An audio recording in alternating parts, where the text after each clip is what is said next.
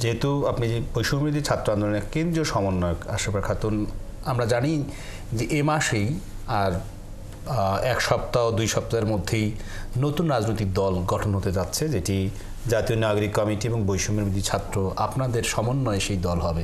সেই দলের ফিলসফি, যার বাংলা দ্বারায় দর্শন কি হবে, এবং বিশেষ কোনো চমক বা বিশেষ কোনো লক্ষ্য উদ্দেশ্য, বিশেষ কোনো ব্যক্তি সেই নতুন রাজনৈতিক দলে যুক্ত হচ্ছেন কিনা, এরকম কোনো বিষয়ে যদি আপনি আমাদের দর্শকদের জানাতে পারেন।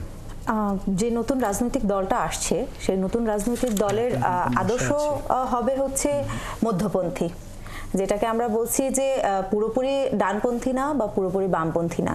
কারণ আমরা আরেকটা জিনিস, সেটা হচ্ছে আদর্শিক রাজনীতি যদি আপনি করতে চান, আদর্শিক রাজনৈতিক দল তো আওয়ামী লীগও ছিল, মুজিববাদী আদর্শকে ধারণ করে সবাইকে গেলানোর চেষ্টা করেছে।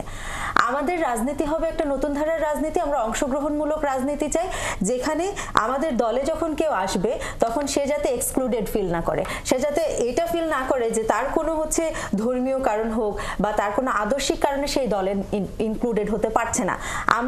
আমরা রাজনৈতিক দল পরিচালনা করব কাজ দিয়ে, আদর্শ গেলানোর জন্য না। আমরা কোনো একটা আদর্শকে ধারণ করে সেই আদর্শ মানুষের ভিতরে আমাদের কাজ দ্বারা ফুটিয়ে তুলব।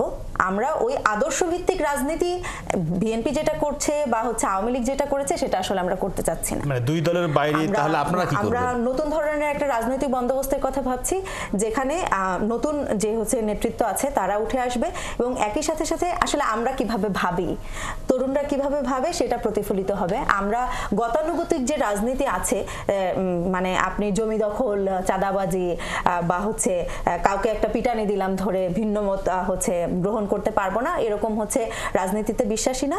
আমরা বিশ্বাস করছি যে মধ্যপন্থী রাজনীতির কথা আমরা বলছি, সেই মধ্যপন্থী রাজনীতি হবে শুধুমাত্র বাংলাদেশ ভিত্তিক।